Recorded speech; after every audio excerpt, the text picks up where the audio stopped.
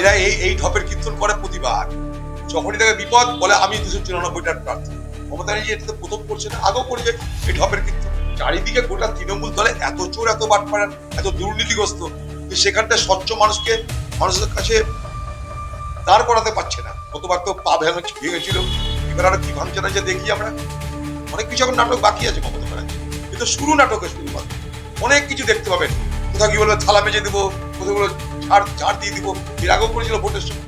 ট্রাইব্যুনালে যাওয়ার জন্য বলা হচ্ছে আর কি, কিন্তু গরিব মানুষ যাদের নামগুলো বাদ চলে যাচ্ছে, ডিলিটে হয়ে যাচ্ছে, তাদের তো যাওয়ার মতো ক্ষমতা 100 বার আপনার মতের সঙ্গে আমি একমত। আরে আমাদের ফারাক্কার বিধায়ক পদের মনোনীত প্রার্থী মাহতাব শেখ, ফারাক্কায় বিধায়ক পদে মনোনীত প্রার্থী, এসআর বলছে তার নাম ডিলিট হয়ে গেছে, তার ছেলের নাম আছে, তার পরিবারের নাম আছে, সকলের নাম আছে, মাহতাব শেখের নাম নাকি ডিলিট হয়ে গেছে। সে কংগ্রেসের প্রার্থী, ঘোষিত প্রার্থী। আমরা এই অবস্থায় পড়ে আছি, অর্থাৎ পশ্চিমবঙ্গে নির্বাচনের তালিকা তৈরি নামে ডামাডোল চলছে। সেই ডামাডোলের হাত থেকে এখনো বাংলাকে আমরা বার করতে পারিনি। পশ্চিমবঙ্গের মুখ্যমন্ত্রী একদিকে আর কেন্দ্রের নির্বাচন কমিশন আরেকদিকে, এই দুইয়ের সংঘাতে বাংলার আজকে নির্বাচনী তালিকার ডামাডোল চলছে। এই নির্বাচন কতটা বৈধ কতটা অবৈধ সে প্রশ্ন কিন্তু স্বাভাবিকভাবে উঠছে।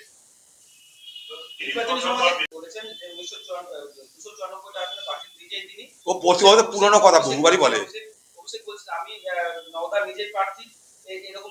এরা এই ঢপের কীর্তন করে প্রতিবার।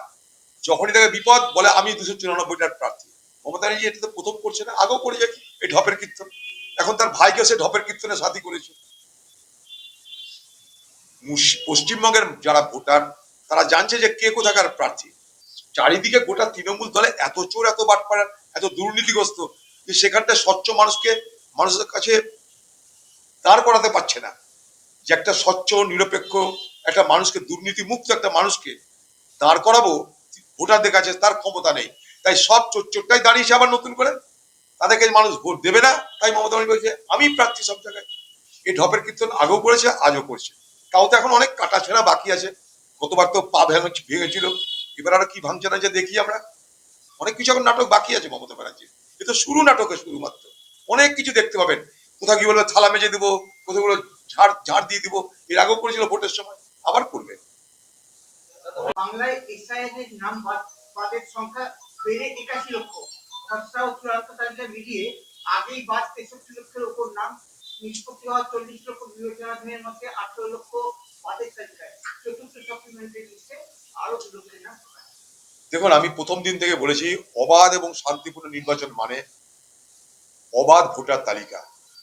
যদি ভোটার তালিকা মানে সঠিক না হয়, যদি ভোটার তালিকা পরিপূর্ণভাবে মানুষের ভোট দেওয়ার অধিকারকে সুনিশ্চিত না করে, যদি ভোটার তালিকা কোনো গরমিল থাকে, বৈধ অবৈধ অবৈধ বৈধ হয়ে যায়, তাহলে আমরা এই নির্বাচনকে কি করে বৈধ নির্বাচন বলতে পারি? আমি তার জন্য বাংলার মুখ্যমন্ত্রীকে যে বলেছিলাম যে যান সুপ্রিম কোর্টে যান, এর আগে তো ওকালতি করতে সুপ্রিম কোর্টে গিয়েছিলেন, সুপ্রিম কোর্টে গিয়ে বলুন যে এই ভোট যেন না হয়, কারণ এই ভোটে বৈধ ভোটারের নাম নেই। এই ভোটে যেখানে বৈধ ভোটারের নাম নেই, সেই নির্বাচন কতটা বৈধ হবে এটা আগামী দিনের প্রশ্ন তো উঠবেই। এটা প্রথম দিন থেকে আমরা বিরোধিতা করেছি, আজও করছি।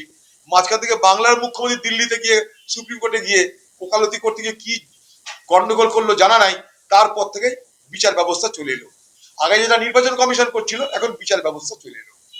আর এখানকার প্রশাসন, পশ্চিমবঙ্গের যে প্রশাসন, তাদের বিডিও, বিএলও, তাদের এআরও, এইআরও, ডিইও, তারা মানুষকে সহযোগিতা করলো না, জট পাখি থেকে গেল।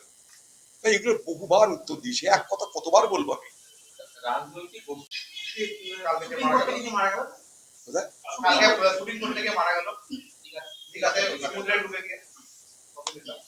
হ্যাঁ হ্যাঁ হ্যাঁ,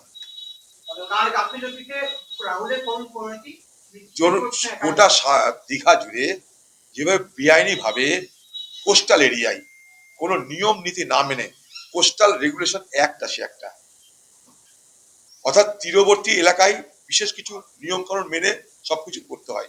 সেখানটায় আজ পর্যটনের নামে ব্যাঙের ছাতা মতো হোটেল আর রেস্তোরাঁ, দেখভালে কেউ নেই, দেখাশোনার কেউ নেই, কোনো নিয়ম নেই, নীতি নেই, কোনো পুলিশ নেই। স্বাভাবিকভাবে এই ধরনের ঘটনা তো ঘটবেই।